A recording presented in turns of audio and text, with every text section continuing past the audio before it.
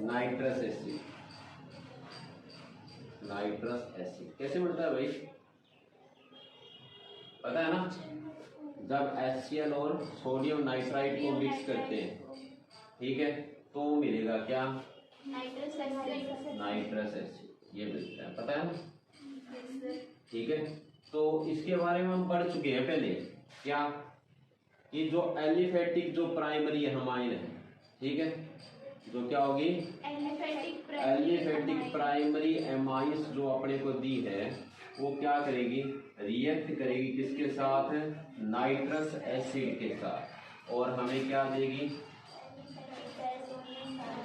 Give diazonium salt. Aliphatic diazonium salt मिलेगा ना, ठीक है, यानी जो डायजोनियम साल्ट मिलेगा, ठीक है, वो क्या होगा? अनस्टेबल होगा। क्या होगा? अनस्टेबल। और डिसोसिएट होके क्या देगा? एल्कोहल देगा। समझ में आई बात? डिसोसिएट टू गिव एल्कोहल, ठीक है। जो एलिफेटिक डायजोनियम साल्ट होते हैं वो अनस्टेबल होते हैं। क्यों? क्योंकि उसमें कोई रेजोनेंस स्टेबलाइजेशन नहीं होता, जबकि एरोमेटिक में रेजोनेंस स्टेबलाइजेशन होता है, इसलिए वो स्टेबल होते हैं। तो ये अपने को प्राइमरी एमाइन दी है, ठीक है, और इसको हमने नाइट्रस एसिड के साथ ट्रीट किया, ठीक है, तो हमें मिला क्या? डायजोनियम साल्ट मिला, ठीक है। ये जो डायजोनियम साल्ट है ये टूट के अपने को क्या देगा? एल्कोहल देगा, और साथ में क्या निकलेगी? नाइट्रोजन गैस निकलेगी, ठीक है, साथ में सोडियम का हैलाइड निकल जाए, बट उसकी जरूरत नहीं है, ठीक है। तो मेन यहाँ पे ही फोकस करना है, या आप इसको सीधा लिख सकते हो, जैसे आपको इथने एमाइन दी है, ठीक है, और इसको आप ट्रीट करो नाइट्रस एसिड के साथ, तो आपको क्या मिलेगा? इथेनॉल मिलेगा। सीधा आप शॉर्टकट में कर दो इसको, ठीक है, क्या बना दो यहाँ से, साथ में ये स्टेप भी हमने इंक्लूड कर दिया, ठीक है, तो अपने को क्या मिल जाएगा यहाँ पे? इथेनॉल। इतने एमाइन से इथेनॉल बनाना हो तो ये मेथड यूज करेंगे, ठीक है, क्लियर है? आगे देखो, इसके अंदर आप अलग अलग टाइप की बस लोगे ओनली प्राइमरी एमाइन, ठीक है, और पंगा नहीं लेना इसमें, इतने एमाइन एंड इथेनॉल, ठीक है, ये समझ में आ गया। जबकि जो एरोमेटिक होते हैं, एरोमेटिक एमाइंस, ठीक है, वो क्या करेंगे? हमें पता है, वो भी क्या करेंगे? नाइट्रस एसिड के साथ रिएक्शन करेंगे, ठीक है, तो क्या देंगे? डायजोनियम साल्ट देंगे। वो क्या होगा? स्टेबल होगा। क्या होगा? स्टेबल होगा, ठीक है, और इसी रिएक्शन को क्या बोलते हैं? डायएजोटाइजेशन। क्या बोलेंगे इसको? ठीक है, this reaction is known as diazotization, क्योंकि डायजोनियम साल्ट बन रहा है, ठीक है, तो इसको डायएजोटाइजेशन बोलते हैं। समझ में आ गया? ठीक है, तो ये अपने को दिए हैं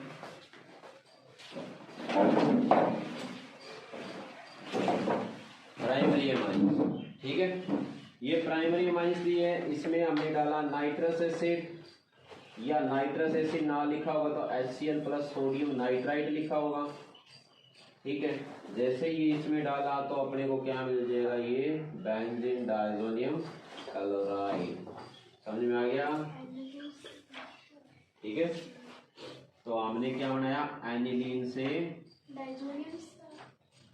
ये बनाया बेंजीन डायजोनियम, क्लोरीन है तो क्लोराइड। क्लियर है? कर लोगे? हो जाएगा ना?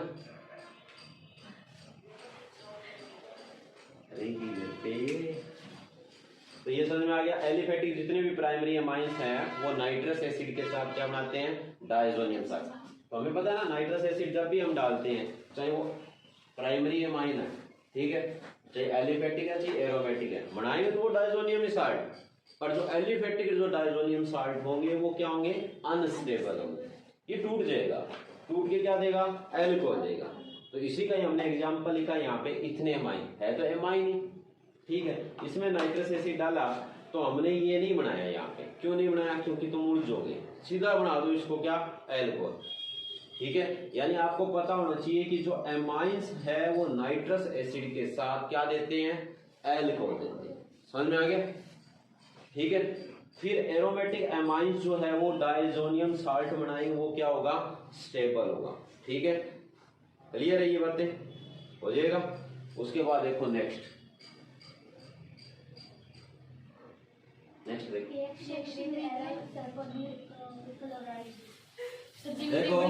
नेक्स्ट देखो, reaction with benzene sulfonyl chloride, क्या दिया है, सल्फोनाइल क्लोराइड, इसके साथ दिए। ठीक है, C6H5SO2Cl, इसका दूसरा नाम, अब की बार ये पक्का आएगा पेपर में, ध्यान रखना, हिंसबर्ग रीजेंट। हिंसबर्ग रीजेंट किसके लिए यूज किया जाता है, फॉर सेपरेशन ऑफ, किसके लिए सेपरेशन के लिए, primary, secondary and tertiary amine, तीनों टाइप्स की एमाइंस के सेपरेशन के लिए इसका यूज किया जाता है। ठीक है, समझ में आया? तो इसके अंदर देखो अपने को क्या दिया इसने, सबसे पहले हम बात करेंगे रिएक्शन विद प्राइमरी एमाइन, किसके साथ, प्राइमरी एमाइंस के साथ ये रिएक्ट करके क्या बनाएगा। ठीक है, तो यहाँ पे ये बता रहा है कि आपको दिया है बेंजीन सल्फोनाइल क्लोराइड, जब ये किसके साथ रिएक्शन करेगा, कोई भी आपको प्राइमरी एमाइन दी हुई है। ठीक है, यानी प्राइमरी एमाइन के अंदर हमें पता है एक ही अल्काइल ग्रुप जुड़ा हुआ, बाकी दो हाइड्रोजन एटम प्रेजेंट है। ठीक है, ये है प्राइमरी एमाइन और ये बेंजीन सल्फोनाइल क्लोराइड। तो हमें पता है ये इस तरह रिएक्ट करेगा, रिप्लेसमेंट हो जाएगी इसके हाइड्रोजन की। ठीक है, इसके साथ तो अपने को क्या मिलेगा, हमें मिलेगा benzene sulfo N alkyl benzene sulfonamide, same वही एमाइड वाली कहानी है यहाँ पे। ठीक है, क्या मिल जाएगा, ये एन के साथ क्या जुड़ा है, एल्काइल ग्रुप जुड़ा है ना, तो क्या हो गया, एन एल्काइल बेंजीन सल्फोनामाइड। ठीक है, एमाइड ही मिलेगा। समझ में आई बात? ठीक है, जैसे अगर आपको ये दे रखी है हिंसबर्ग रीजेंट की रिएक्शन किसके साथ, प्राइमरी एमाइन में आपको इथने एमाइन दे दी या मिथने एमाइन दे दी, कुछ भी दे रखी है। ठीक है, मान लो इथने एमाइन दी है, तो आप इसकी रिएक्शन करके जो बनाओगे वो क्या होगा, नाम बोलो,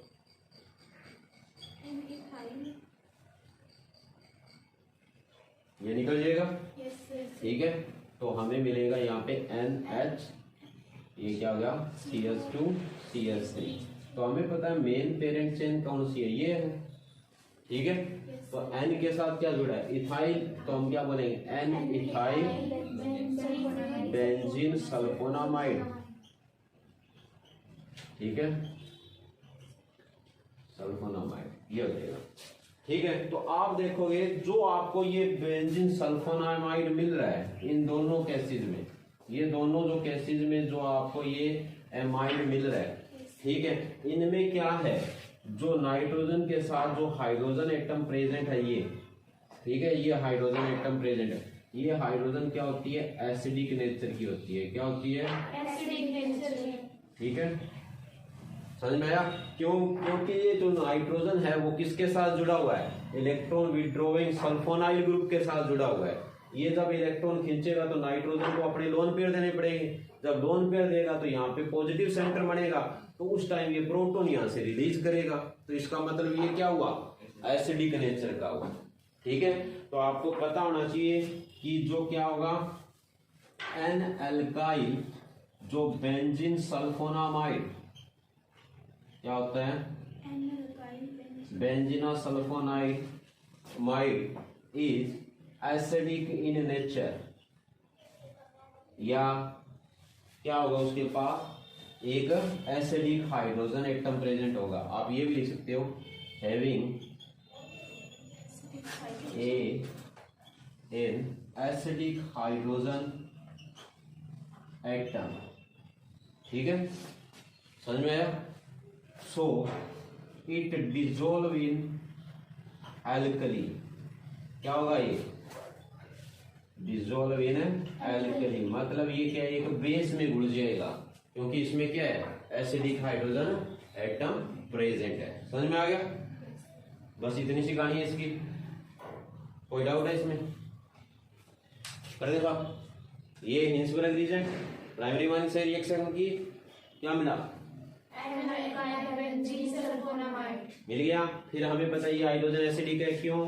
क्योंकि हमें पता है ये जो है, ये अगर इलेक्ट्रॉन खींचेगा तो ये यहां से जाएंगे, तो इस पे क्या आएगा? Positive charge. तो उस टाइम क्या करेगा? ये प्रोटॉन यहां से रिलीज होगा। समझ में आ गई बात? नहीं आई? ठीक है। तो इसलिए ये क्या होता है, एल्कली के अंदर सोल्यूबल होती है। कौन सा? जो हमें प्राइमरी एमाइन से मिलेगा वो। ठीक है। अब देखो हम सेकेंडरी एमाइन के साथ रिएक्शन करेंगे। ऐसे हिसाब कर दिया सर, सेकेंडरी एमाइन। ठीक है, कर लीजिए।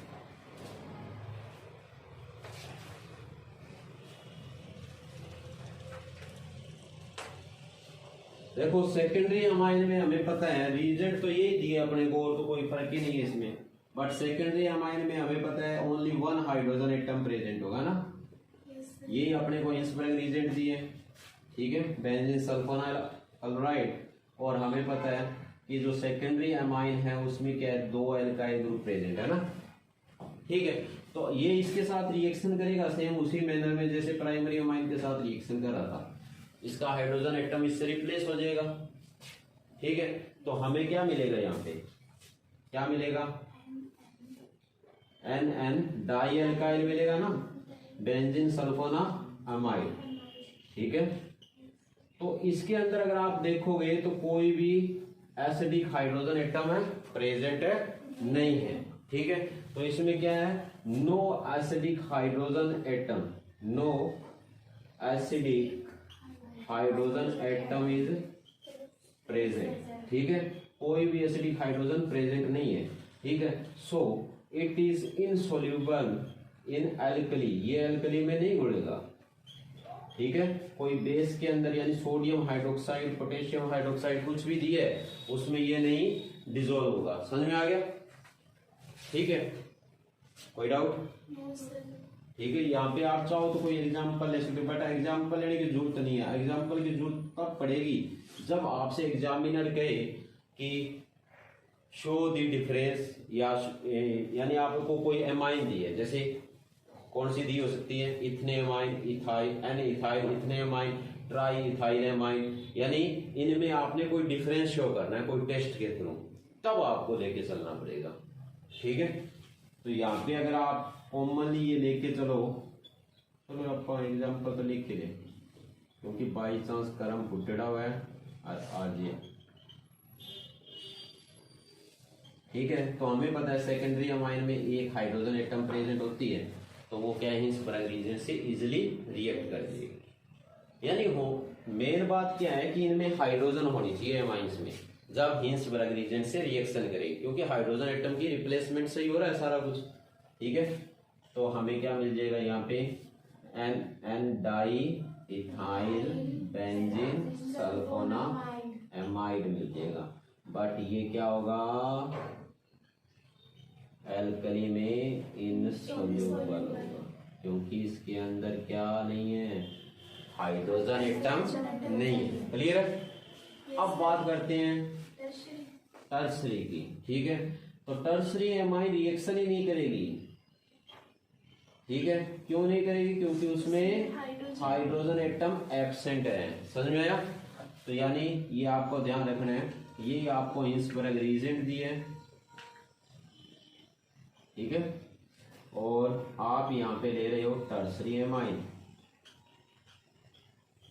ठीक है, तो नो रिएक्शन, कोई भी रिएक्शन नहीं होगी। ठीक है, तो ध्यान रखना, ड्यू टू एब्सेंस ऑफ, किसकी एब्सेंस है, हाइड्रोजन एटम, इसमें इन एमाइन।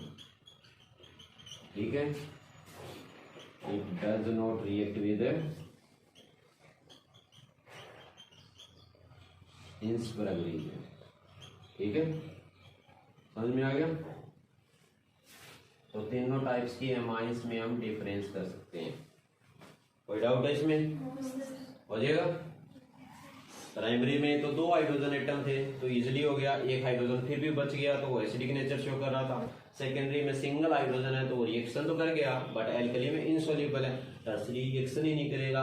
तो इस तरह हम तीनों टाइप्स की एमाइंस में डिफरेंस कर सकते हैं। हो गया कंफर्म?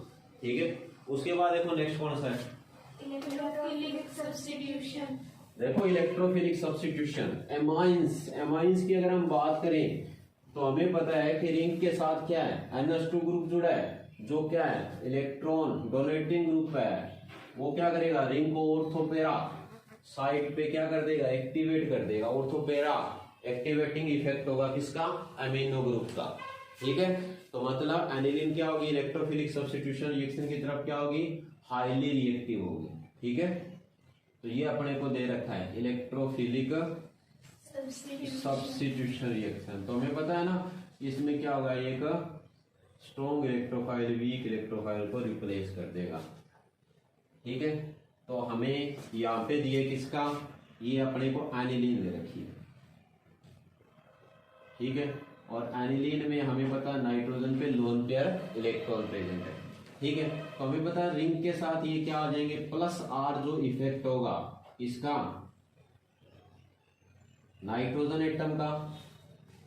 नाइट्रोजन एटम क्या कर रहा है, इलेक्ट्रॉन दे रहा है अपने रिंग को कंजुगेशन के अंदर। ठीक है, तो उसके कारण क्या होगा, हमें पता है जो रिंग होगी उसकी ऑर्थो और पेरा पोजीशन पे क्या मिलेगी, हाई इलेक्ट्रॉन डेंसिटी मिल जाएगी। समझ में आया? तो इसका मतलब कोई भी जो इलेक्ट्रोफाइल होगा वो कहां पे आके अटैच होगा, ऑर्थो और पेरा पोजीशन पे आके अटैच हो जाएगा। ठीक है, तो बस यहीं से कंफर्म हो जाता है कि जो एनिलीन होती है वो क्या होती है, हाईली रिएक्टिव होगी किसकी तरफ, इलेक्ट्रोफिलिक सब्स्टिट्यूशन। ठीक है, तो ये ध्यान रखना है, aniline is highly reactive,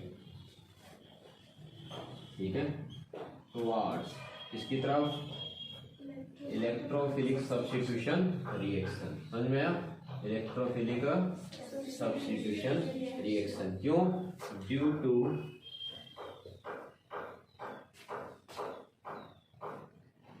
ऑर्थोपेरा directing, किसका होगा, डायरेक्टिंग कह दो या एक्टिवेटिंग इफेक्ट किसका होगा, ऑफ एमिनो ग्रुप। समझ में आया, एमिनो ग्रुप हो तो भी ठीक है, नहीं तो आप इलेक्ट्रॉन डोनेटिंग ग्रुप भी लिख सकते हो। मतलब जरूरी नहीं है NH2 के लिए इलेक्ट्रोफिलिक सब्स्टिट्यूशन होगी, या फिनोल होती तो ये आप यहाँ पे OH लिख देते क्योंकि उसमें OH ग्रुप इलेक्ट्रॉन डोनेटिंग होता है। समझ में आ गया? तो इतनी सी आपने ध्यान रखना है कि ये क्या होती है, हाईली रिएक्टिव होती है किसकी तरफ, इलेक्ट्रोफिलिक सब्स्टिट्यूशन रिएक्शन की तरफ। क्यों, क्योंकि जो अमीनो ग्रुप है वो ऑर्थोपेरा जो पोजीशन होगी उसके ऊपर इलेक्ट्रॉन डेंसिटी बढ़ा देगा। समझ में आ गया? कोई डाउट? तो यहाँ पे इसने एग्जांपल दिया, जैसे आप इसका ब्रोमिनेशन करते हो तो आपको क्या मिलते हैं, व्हाइट पीपीटी मिलेंगे किसके, पॉली हैलोजिनेटेड प्रोडक्ट के। ठीक है, जैसे अगर आपको यहाँ पे क्या दिए, एनिलीन दिए, ठीक है, और आपने इसमें ब्रोमीन वाटर डाल दिया, क्या डाल दिया, ठीक है, तो क्या करेगी, ये पॉली हैलोजिनेटेड प्रोडक्ट देगी। मतलब ब्रोमीन वाटर ऐड करोगे तो जितनी भी इसकी एक्टिवेटिंग साइट है ऑर्थो और पेरा, उन सभी साइट पे क्या आ जाएगा, ब्रोमीन का एडिशन हो जाएगा। ठीक है, तो यहाँ पे पीपीटी मिल जाएंगे इसके 2, 4, 6 ट्राई ब्रोमो एनिलीन। ठीक है, इंपॉर्टेंट रिएक्शन है। समझ में आ गया? कर लोगे? तो इसके बाद ये कहता है कि अगर आपको ये तो यहाँ पे हमें पॉली हैलोजिनेटेड प्रोडक्ट मिल रहे हैं, ठीक है, अगर हमें मोनो है सब्स्टिट्यूटेड प्रोडक्ट चाहिए, मान लो हमें पेरा ब्रोमो एनिलीन चाहिए, ठीक है, तो हम क्या करेंगे, उस कंडीशन के अंदर हम क्या करते हैं, ऑर्थो जो पोजीशन होती है उसकी प्रोटेक्शन करते हैं या उसको ब्लॉक करेंगे। किस तरह? जब हम क्या करेंगे, जो आपको यहाँ पे एरोमेटिक एमाइंस दी है, एनिलीन दी है, उसका हम एसिटाइलेशन कर देंगे। जब एसिटाइलेशन कर देंगे तो जो ऑर्थो पोजीशन होगी वहां पे ऑटोमेटिकली क्या हो जाएगी, ग्रीड हो जाएगी, स्टेरिक हिंड्रेंस हो जाएगी, कोई ग्रुप आके वहां पे जुड़ेगा नहीं। दूसरा, जो इस एमिनो ग्रुप पे इलेक्ट्रॉन डेंसिटी होती है वो क्या हो जाएगी, कम हो जाएगी, क्योंकि जो इसके साथ कोई ग्रुप जुड़ेगा एसाइलेशन के बाद, जो कार्बोनिल ग्रुप बनेगा वो क्या करेगा, इससे इलेक्ट्रॉन डेंसिटी डिक्रीज करता जाएगा। देखो किस तरह होता है वो, ये इतना समझ में आ गया। ये तो इसका कंसेप्ट था कि आप ब्रोमिनेशन करोगे तो सारी एक्टिवेटिंग साइट पे ब्रोमीन जुड़ जाएगी। ठीक है, अब देखो क्या होगा।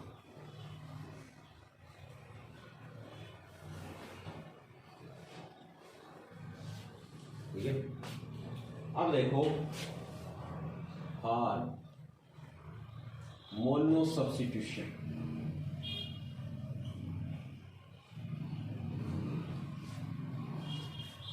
तो एनिलीन, एनिलीन के मोनो सब्स्टिट्यूशन के लिए क्या करेंगे, प्रोटेक्शन की जाएगी। Protection is done. कैसे करेंगे, बाय एसाइलेशन। क्या करेंगे, एसाइलेशन। ठीक है, इसका ऑफ एनिलीन। समझ में आ गया। जब आप एसाइलेशन करोगे तो क्या मिलेगा, एमाइड मिलेगा। ठीक है, फिर आप उस एमाइड का क्या करोगे, फिर आप जो भी इलेक्ट्रोफिलिक सब्स्टिट्यूशन कराना चाहते हो वो उसकी करवाओ, और फिर लास्ट में एसिडिफिकेशन करने से आपको स्टार्टिंग वाली एमाइन है वापस मिल जाएगी। समझ में आया।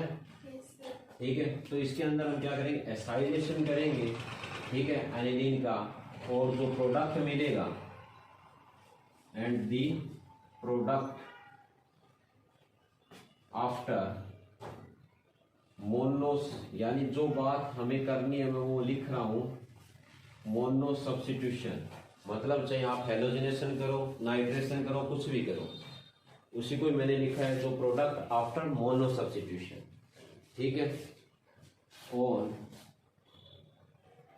एसिडिफिकेशन या हाइड्रोलाइसिस लिख सकते हो, गिव एक्सपेक्टेड प्रोडक्ट। ठीक है, क्या देंगे, जो आपने सोचा था वही प्रोडक्ट है मिल जाएगी। ये तो शॉर्ट में, उसमें से कितनी मोटी बात लिखी है। ठीक है, जैसे आपने पैरा ब्रोमो एनिलीन बनानी है तो आप क्या करोगे भाई, ये एनिलीन दी है, ठीक है, इसको आप एसिटिक एनहाइड्राइड के साथ ट्रीट करते हो।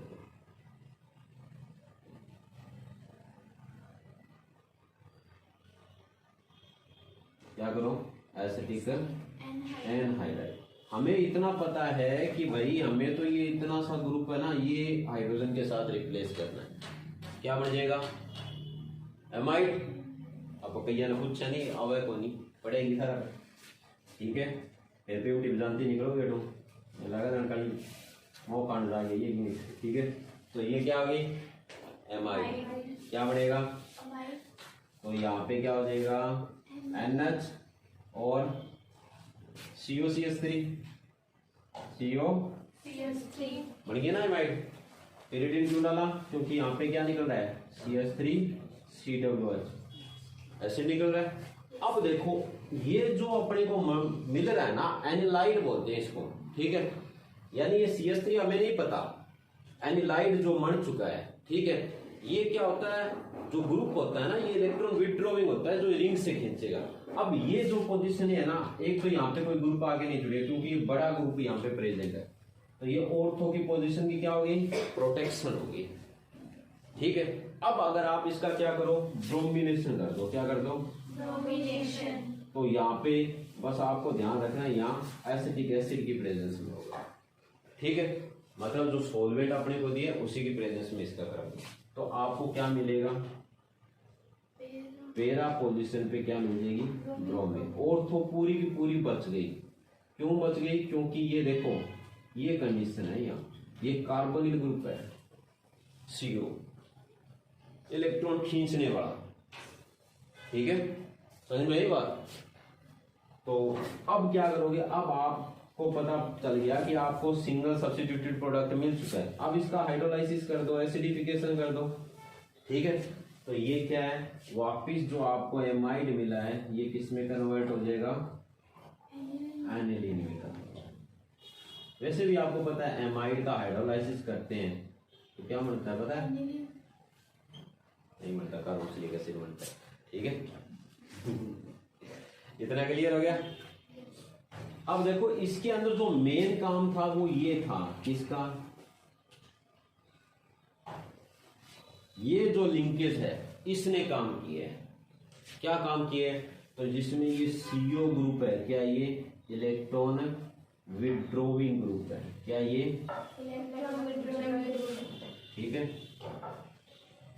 ये इलेक्ट्रॉन विड्रोविंग ग्रुप क्या करेगा, विच डिक्रीज, क्या करेगा, इलेक्ट्रॉन डेंसिटी, किस पे डिक्रीज करेगा भाई, किस पे डिक्रीज करेगा,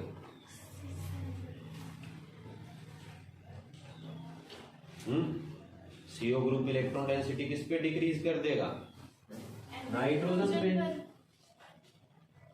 जब इस पे इलेक्ट्रॉन डेंसिटी जब डिक्रीज ही होगी, मतलब इसके लोन पे ये ले गया, तो वो क्या कर देगा, इसका ऑर्थो या पेरा जो एक्टिवेटिंग इफेक्ट है वो ऑटोमेटिकली क्या हो जाएगा, ब्लॉक हो जाएगा।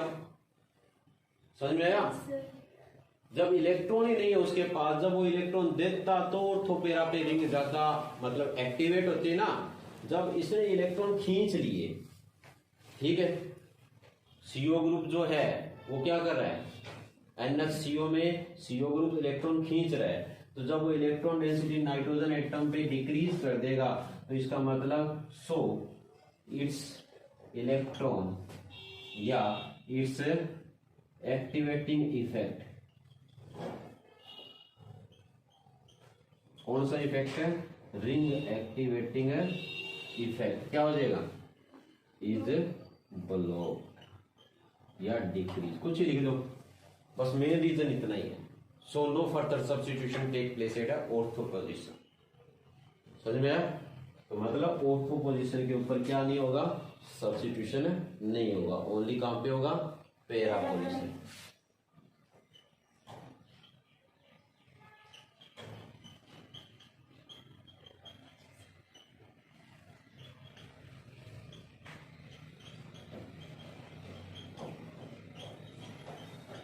ठीक है।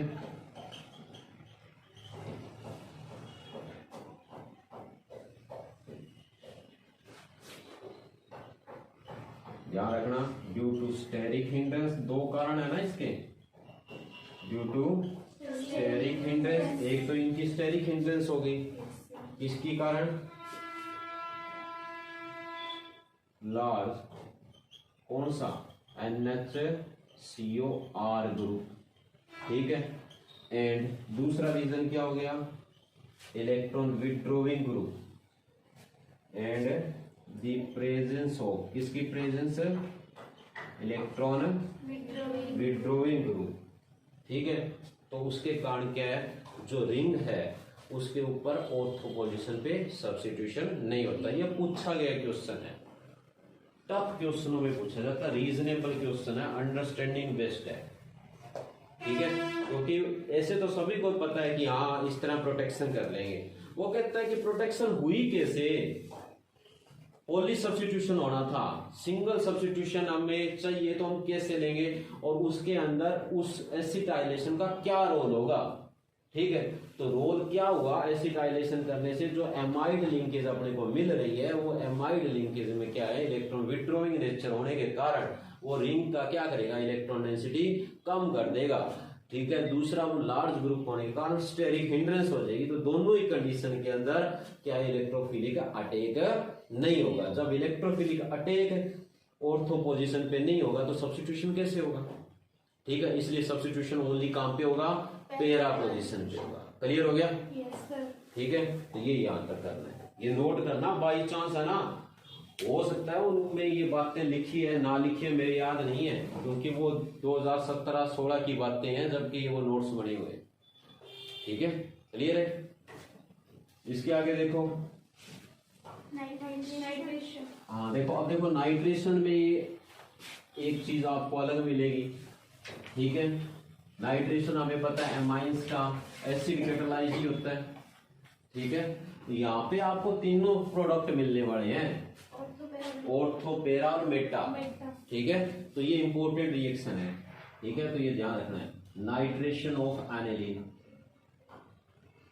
एनिलीन का आप नाइट्रेशन कर रहे हो, ठीक है। तो हमें पता है कि ये आपको एनिलीन दी हुई है, और इसका जब आप नाइट्रेशन करोगे तो कंसंट्रेटेड नाइट्रिक एसिड डालोगे, और साथ में एसिड एज कैटलिस्ट होगा, तो कौन सा होगा, कंसंट्रेटेड सल्फ्यूरिक एसिड, या सीधा H पॉजिटिव लिख देते हैं, दोनों में से कुछ भी लिखा होगा। तो आपको जो प्रोडक्ट मिलने वाला है उसके अंदर ऑर्थो, ठीक है,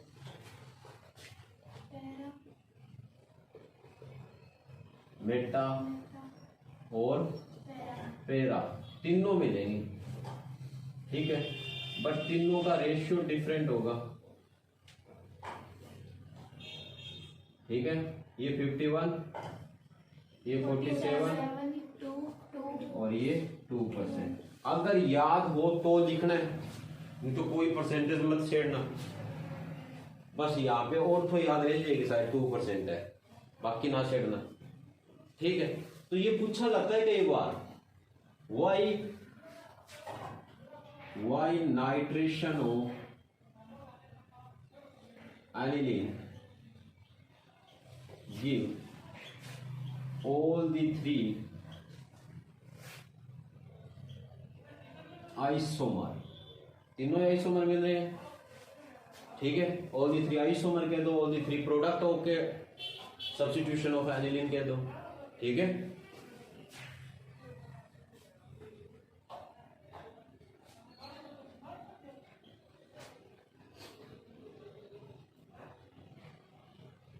समझ में आया? ये था क्वेश्चन। सॉल्यूशन क्या होगा भाई, सीधी सी बात है कि सॉल्यूशन में हमें पता है कि जो नाइट्रेशन हो रहा है किसका, हाँ, नाइट्रेशन जो एनिलीन का होगा वो क्या है, इज एसिड कैटालाइज्ड, क्या है ये, एसिड कैटालाइज्ड है, ठीक है। और जब ये एसिड कैटालाइज्ड है तो एनिलीन क्या करेगा, प्रोटॉन को एक्सेप्ट करेगा। ये आपको एनिलीन दे रखी है, देखो क्या ये एनिलीन, और हमें पता है ये एसिड कैटालाइज्ड है, तो एसिड के प्रेजेंस में होगा तो क्या मिलेगा, एनिलीनियम आयन मिलेगा। क्या मिलेगा, एनिलीनियम आयन। समझ में आया? तो एसिड के प्रेजेंस में हुआ तो हमें मिला एनिलीनियम आयन, और ये जो एनिलीनियम आयन होता है ये ऑर्थोपेरा डीएक्टिवेटिंग इफेक्ट दिखाएगा। क्या दिखाता है, ऑर्थोपेरा डीएक्टिवेटिंग इफेक्ट। समझ में आया? तो मतलब पेरा पे तो इसका इफेक्ट कम होगा, जबकि ऑर्थो पे इसका इफेक्ट क्या होगा, ज्यादा होगा। इसलिए जो ऑर्थो जो प्रोडक्ट आपको मिलेगा वो क्या मिलेगा, कम मिलेगा, जबकि मेटा का ज्यादा और पेरा का उससे ज्यादा। समझ में आया? तो ये ध्यान रखना है, इसीलिए मैंने ये लिखा है कि ये एसिड कैटालाइज्ड है, ठीक है। तो जो एनिलीन है, एनिलीन एक्सेप्ट क्या करेगी, एक्सेप्ट प्रोटॉन, प्रोटॉन को एक्सेप्ट कर रही है टू फॉर्म, क्या बनाएगी, एनिलीनियम आयन, ठीक है, विच इज क्या होगा, मेटा डायरेक्टिंग ग्रुप। ऑर्थोपेरा डीएक्टिवेटिंग क्यों लिखे, मेटा डायरेक्टिंग लिख दे, ठीक है, मेटा डायरेक्टिंग, या आप लिख सकते हो ऑर्थोपेरा डीएक्टिवेटिंग, ठीक है। समझ में आया? सो इसलिए ऑल दी कौन से, ऑर्थो, मेटा एंड पेरा nitro aniline is produce on nitration. Clear हो गया? कोई डाउट है कि किसी को? क्योंकि ये इलेक्ट्रॉन की कमी आ गई है, ऑर्थो के खींचेगा और पेरा के खींचेगा। ऑर्थो पेरा पे इलेक्ट्रॉन है नहीं, तो नाइट्रो कहाँ के जुड़ेगा, मेटा पे, ठीक है। इसलिए अपने को मेटा 47% तक मिल रहा है। क्लियर हो गया? ठीक है। अब हमें सिंगल सब्स्टिट्यूटेड चाहिए तो कर दोगे, ये एनिलीन है, क्या ये एनिलीन। क्या करोगे, प्रोटेक्शन करोगे, एसिटिक एनहाइड्राइड डालो, तेरा नाइट्रो एनिलीन बनानी है, ठीक है। किसकी प्रेजेंस में, पीरिडिन। तो हमें पता है इसका क्या बनेगा, एमाइड, हाइड्रोजन निकल गया, NH और CO, इसके अंदर CH3 दिया है वो जुड़ जाएगा, ठीक है, एमाइड लिंकेज। अब आप इसका क्या करो, नाइट्रेशन, नाइट्रिक एसिड डाल दो, ठीक है, समझ में आया। एसिड वो तो होगा कैटलिस्ट, ठीक है। तो हमें क्या मिलेगा, पैरा पोजीशन पे नाइट्रो, ठीक है। फिर आप इसका एसिडिफिकेशन कर दो, H3O पॉजिटिव, तो क्या मिलेगा, पैरा नाइट्रो, ठीक है। कर लोगे इस तरह।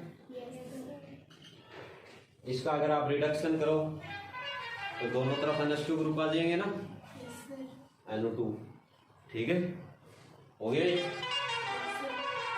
तो ये समझ में आ गया ना कि जैसे ही हमने ये एसिड डाला तो ये एनिलीनियम आयन में कन्वर्ट हो गया। एनिलीनियम आयन जो होता है ये मेटा डायरेक्टिंग होता है, ना कि ऑर्थो पैरा डायरेक्टिंग होता है, ठीक है, समझ में आ गया। तो ऑर्थो जो प्रोडक्ट मिलेगा वो हमें बहुत कम मिलेगा, ठीक है, और मेटा और पैरा क्या रहेंगे, मेजर प्रोडक्ट रहेंगे, जिसमें पैरा क्या होगा, मेजर प्रोडक्ट होगा। क्लियर है। आगे सल्फोनेशन, ठीक है, ये लास्ट ही करेंगे आज, खत्म हो जाएगा ना फिर ये। हाँ वो डाइजोनियम साल्ट है ना, वो हम कल करेंगे, परसों ये चैप्टर आपका खत्म हो जाएगा। कल नहीं करेंगे, रांद नहीं काटेंगे, आराम से करेंगे। हो सकता है कल हो जाए, ठीक है, पर हम परसों का सोच के चलेंगे कि परसों करेंगे, कल नहीं करेंगे। कल हो सकता है, ठीक है। तो यहाँ पे आपको दे रखा है सल्फोनेशन, क्या दिया है, सल्फोनेशन ऑफ एनिलीन, ठीक है। तो हमें पता है क्या करेंगे, आपको एनिलीन दी हुई है, इसको ट्रीट करो किसके साथ, कंसंट्रेटेड सल्फ्यूरिक एसिड, ठीक है। तो हमें पता है ये किस तरह होता है, OH SO3H, यही होते हैं ना, ठीक है। तो इसमें इलेक्ट्रोफिलिक पार्ट तो यही होता है, SO3H क्या होता है, इलेक्ट्रोफिलिक, यानी यहाँ पे क्या आएगा, प्लस आएगा, इधर माइनस आता है। तो इलेक्ट्रोफिलिक पार्ट को हमें पहचानना होता है, ठीक है। जब आप इसका सल्फोनेशन करोगे तो हमें पता है ये एसिड है और इधर क्या है, बेस है, ठीक है। तो ये इसके साथ जुड़ेगा तो अपने को क्या देगा भाई, यहाँ पे ये क्या कर लेगा, साल्ट, साल्ट बनाएगा एक बार तो, या सीधा इसने लिख दिया NH2SO3H, वो क्या है, बेस है ना एनिलीन, ये क्या है, बेस है, और ये क्या है, एसिड है, ठीक है। तो इस तरह तो नहीं होना चाहिए मेरे हिसाब से, HSO4, हाँ ये पूरा का पूरा दे रखा है इसे, ठीक है, ये दे रखा है, मतलब इसने कुछ भी नहीं निकाला अभी तक, सीधा इसको एजिट जोड़ दिया, मतलब पूरा का पूरा एसिड क्या है, एमाइन के साथ जुड़ रहा है, ठीक है। बाद में ये क्या कह रहा है, क्या होगा भाई, यहाँ पे माइग्रेशन हो जाएगा, कहाँ पे आ जाएगा ये, पैरा पोजीशन पे आ जाएगा, क्या आ जाएगा, पैरा पे कौन सा आएगा, SO3H, ठीक है, ये आ गया, ठीक है। ये जो आया है ना ये अभी स्टेबल नहीं है, ये किस में चेंज हो जाएगा, ये जो है ना ये प्रोटॉन देने वाला ग्रुप है एसिड का, और ये बेस क्या है, प्रोटॉन एक्सेप्ट करने वाला है, ठीक है। यहाँ से तो वाटर निकल जाएगा, उसको छोड़ो, ठीक है, इसके चक्कर में मत पड़ना, ये साल्ट तभी तो मैं बना नहीं रहा हूँ, ठीक है। इसमें क्या होगा, ये क्या करेगा, ये एक बेस है, इस प्रोटॉन को क्या कर लेगा, निकाल लेगा, ठीक है। तो एक जो कंडीशन आएगी उसको हम बोलेंगे ज्विट्राइन, क्या बोलेंगे, ज्विट्राइन, ठीक है। कोई भी जो पोलर मॉलिक्यूल आपको दिया हुआ है जिसमें क्या होता है, एक एसिडिक और एक बेसिक पार्ट प्रेजेंट होता है, उसको हम क्या बोलेंगे? ज्विट्राइन। ठीक है, समझ में आ गया?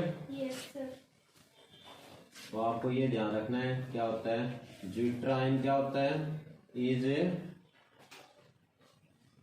एन आयनिक स्पीसीज या पोलर स्पीसीज भी कह सकते हैं, विच कैरी, जिसमें क्या होगा? Both acidic And basic. And Basic. Basic part. ठीक है, इन्हें मॉलिक्यूल या आयन। ठीक है, तो उसको हम क्या बोलेंगे? ज्विट्राइन। समझ में आ गया? ठीक है, तो यहाँ पे आपको एमाइंस दिए थे, इसमें सल्फ्यूरिक एसिड डाला तो ये हमें अमोनियम सल्फेट मिला या एनिलीनियम सल्फेट मिला। ठीक है, जो कि क्या एक साल्ट है। बाद में ये साल्ट टूट गया, इसमें रीअरेंजमेंट हो गई, जो सल्फोनिक एसिड है, यानी ये अपने को क्या मिल रहा है? Para amino benzene sulphonic acid. इसको क्या बोलेंगे? Amino-benzene sulfuric हाँ, पैरा एमिनो बेंजीन, क्योंकि सल्फोनिक एसिड मेन ग्रुप है। ठीक है, मेन कौन है? Sulphonic acid. ठीक है, बाद में वो क्या होगा? रीअरेंज होगा। किस तरह? यहाँ पे क्या हो रहा है? प्रोटॉन ट्रांसफर हो रहा है। क्या हो रहा है? proton transfer. जब प्रोटॉन ट्रांसफर होगा तो हमें क्या मिलेगा? Zwittrine. ठीक है, तो ये आपका सारा जो एलिफेटिक था यानी एमाइंस था वो कंप्लीट हो गया यहाँ पे। ठीक है, उसके बाद हम पढ़ेंगे कल डायज़ोनियम। ठीक है, इसमें तो कोई प्रॉब्लम नहीं है। No, sir. ठीक है, तो यहाँ तक करके आना।